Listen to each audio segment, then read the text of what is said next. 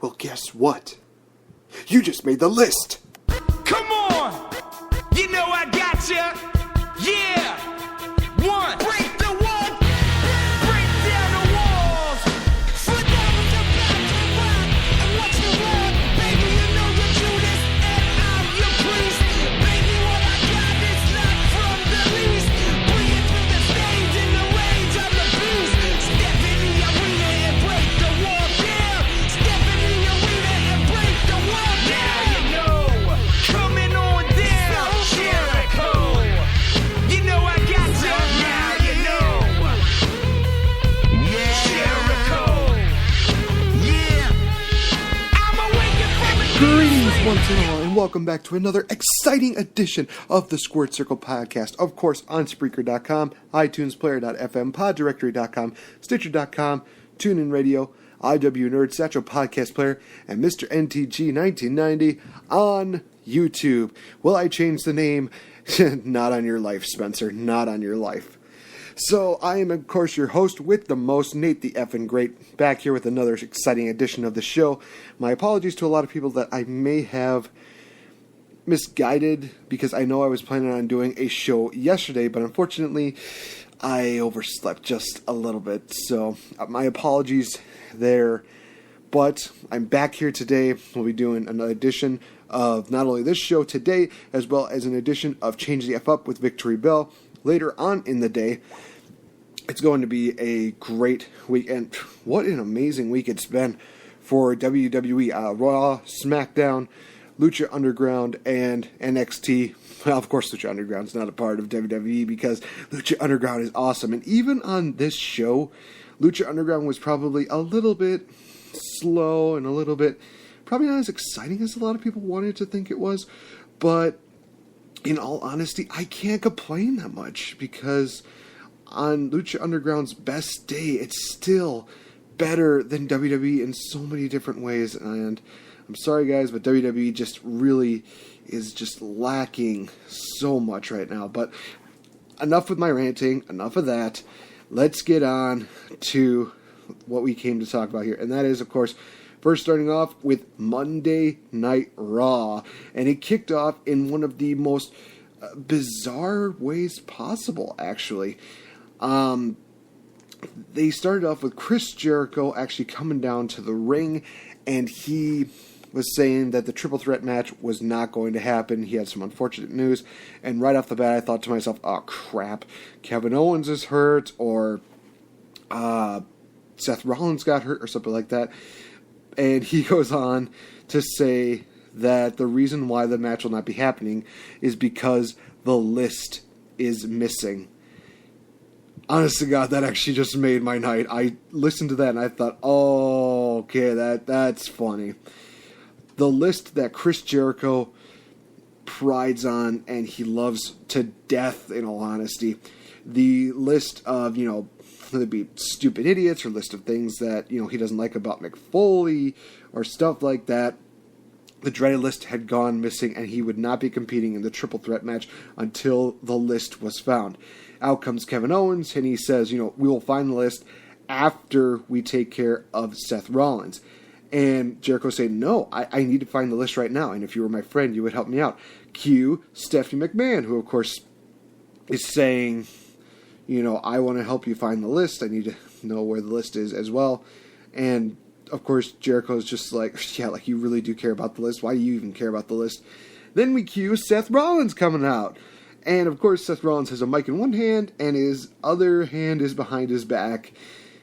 I know a lot of people thought this was stupid, but all honesty, this was funny because this definitely showed Seth Rollins trying again to be a babyface, and I loved every single bit about it.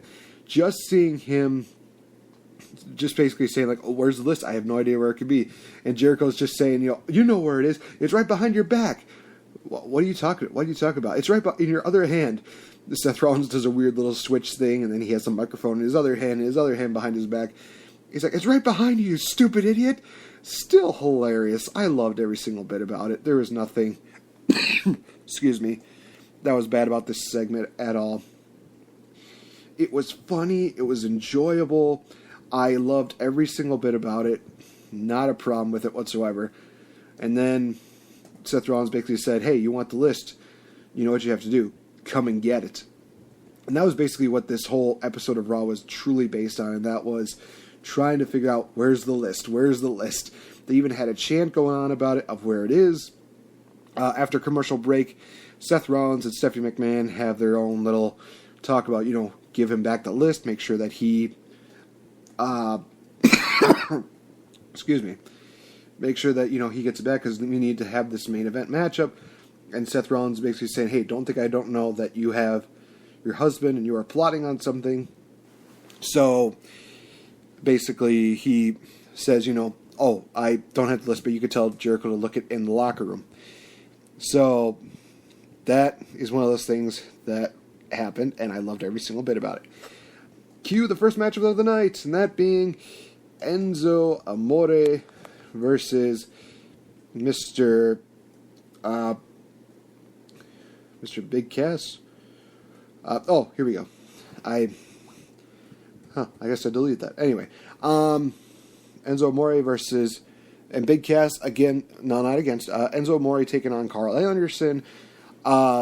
This was actually a cool segment because Enzo Amore and Big Cass are in the ring. They're doing their spiel, but their mics get cut off. And then Carl Anderson and Luke Gallows basically said, no, you're not going to talk. You're not going to do anything, blah, blah, blah. And basically Enzo said, you think that we need mics? We don't need mics. And they do their whole spiel with an imaginary microphone in their hand. And the crowd loved it. They ate it up. They did the whole, my name is Enzo Amore, and I am a certified G bona fide stud. Can't teach that. This right here is Big Cass, 7 foot tall. Can't beat that. Teach that. Bada boom. Realest guys in the room. How you doing? And of course, Cass says, SAWFT. Soft. It was, I loved it. This just shows you how over these guys still are with the crowd, and I loved every single minute of it. And Enzo Amore actually beat Carl Anderson after Big Cass hit Anderson with the big boot while the referee was distracted for the 1, 2, 3. This does prove to me that, it seems like Big Cass and Enzo Amore can still do pretty good as singles competitors, but now it is announced that it will be the team of Enzo and Cass taking on the Club this Sunday at Hell in the Cell. It'll be an interesting deal. I'm going to get this right out of the way. They did promos for Rusev and Roman Reigns, hyping up their U.S. title matchup this Sunday. It was one of those things where it just kind of happened. Both of them were not really worthwhile or anything like that. If they were both in action, then it would have made more of a difference, but they just talk. It just did not pique my interest at all. New Day did a promo. They were very high on Cesaro, but they were very low on Sheamus, basically saying like he's the weak link, he's not going to do that much of anything, blah, blah. Then we go into the non-title matchup with Cesaro and Sheamus taking on the New Day, where Sheamus and Cesaro, they found a way to work as a cohesive unit, and they won. That actually put a little bit of a surprise to the New Day. They're like, oh wow, we just got beat by these guys. Could we have underestimated these guys? Have they possibly been just? But I will tell you guys a little bit more later on the show when I do my Hell in the Cell predictions where I think this is going to go with a lot of these. We go into the what the heck? It was the matchup in which we see. Oh my gosh, are you serious?